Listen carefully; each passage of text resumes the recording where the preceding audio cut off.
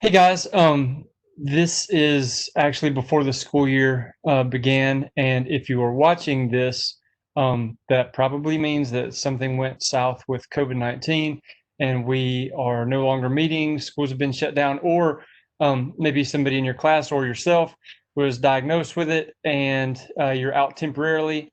And so, having said all that, if we did get to meet in person, I probably miss you. And if you need anything to supplement this video, please either contact me through Schoology or just send me an email, rccox@auburnschools.org, and just let me know. So, okay, I'm gonna hop right into it. This is my first one of these to do, and so I'm going to try to be as fluid as possible, but I'm not certain that I will be.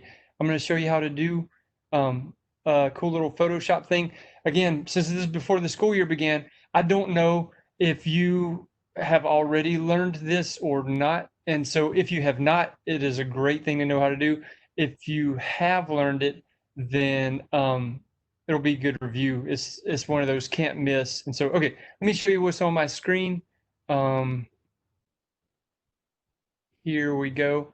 So in Photoshop, one thing that graphic designers love to do is to sandwich text within an image. So like Derrick Rose, the basketball player, he's in front of the letters, and the letters are behind him, but they're in front of the buildings. So it's one photograph, um, and the letters are somehow sandwiched between the basketball player and the buildings. And so this happens all the time, and the big boys do it. ESPN, Nike, people like that. So she is beneath some parts of like the letter S and above other parts, and her hand is below the letter O, and then it comes on top. And so the text, the letters are sandwiched between the front and the back of the image. Here's more of them. Once you get a good thing going, you just kind of go with it continuously. And so this is a good time to put in a plug for templates. A template just means you do something and do it well, and then you reuse that pattern over and over and over again. So once you've seen one, you've kind of seen them all. But that's the way that the professional companies do it. And so I'm going to show you how to sandwich. But having said that, just keep in mind that it's a good idea to create a really, really, really good template and then just reuse it over and over. So if you want to make some money, you do a custom image. Let's say you do this for an Auburn high school athlete, and maybe their parents give you $10 for it or something. Instead of recreating the wheel, you could keep the template and then just insert another athlete, and you don't have to reinvent the wheel over and over. Okay, so anyway, sandwiching.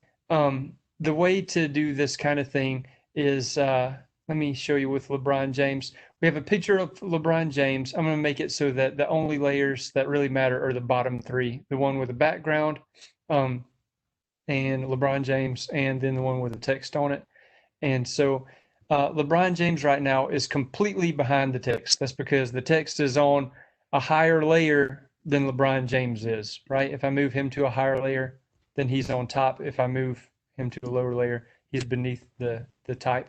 And so all I have to do is I can go to select one particular part. So let's say I want this part of the leg to come on top of the letter. I can just select the part that I want to be on top and go to edit, copy, or Command C, same thing. And I've copied it. Now on top of the letters, I go to edit, paste. And when I paste it, a lot of times it'll offset it just a tiny bit. I just need to reset it and put it back on the right spot. So now his leg goes beneath the letter D, and then it comes on top of it. So it looks like his leg is going through. Really what's happening is I copied and pasted that, and I put it on top of the text, and the text was already on top of him. And so it's a three-part thing. So another one, I'll do another part. So the easy way to remember that is copy low, paste high. Copy on the lower layer, um, paste on the higher layer. Copy on the image layer, paste on the text layer. Copy low, paste high. Copy on the picture, paste on the text. Copy low, paste high. Okay, so let's make his chin on top of the letter T. So I'm going to zoom in, and I'm going to get more than enough. He's already cropped out anyway. And I'll go to Edit, Copy, or Command C. Same thing. Copy it. So I copied low. I copied on the picture. I'm going to paste high. I'm going to paste on the text. So if I go to Edit, Paste, or Command V, it's the same thing. Again, it barely offsets it. I just want to be sure to put it right back where it fits. And so if I want to be certain that I get it correct, I can change the opacity to like 50% or so, and then I should be able to see through, and I can line up everything molecule for molecule that way. And when I'm satisfied, I put it back on 100%. And let me zoom back out, and we'll just kind of compare the before and the after. So before, he was completely behind the letters. We copied low, pasted high, and put his chin on top of the T. And we also copied low, pasted high, and put his leg coming through. So once again, really what happened was we copied and pasted his leg and his chin. They are on top of the letters, and the letters are on top of him. But it looks like it's all one continuous image. So, okay, one more, and then we will be done for this particular video session. So here's the hand, and I want it to look like the hand is holding the letter A. You can make it hold anything you want, anything. You can hold a person or a tiny cat, or you name it. So I'm gonna just hide these two layers for a second. Okay, all we have is a hand, right? If we type out the letter A, boop, it's on top. If I move the hand on top, it covers the A. If I move the hand beneath, the A is revealed. Whatever layer is on top, that's the one you see, right? So, okay, I'm going to put the A on maybe like 50% so I can see through and kind of see to the thumb. All I need to do is select the part that I want to come on top. All I want to come on top is the thumb. I want it to look like the thumb is holding it. So I'm just going to pretty carefully crop out just the thumb, and really just enough so that it gets a little more than I need to cover the letter A. There's no need to get the thumbnail.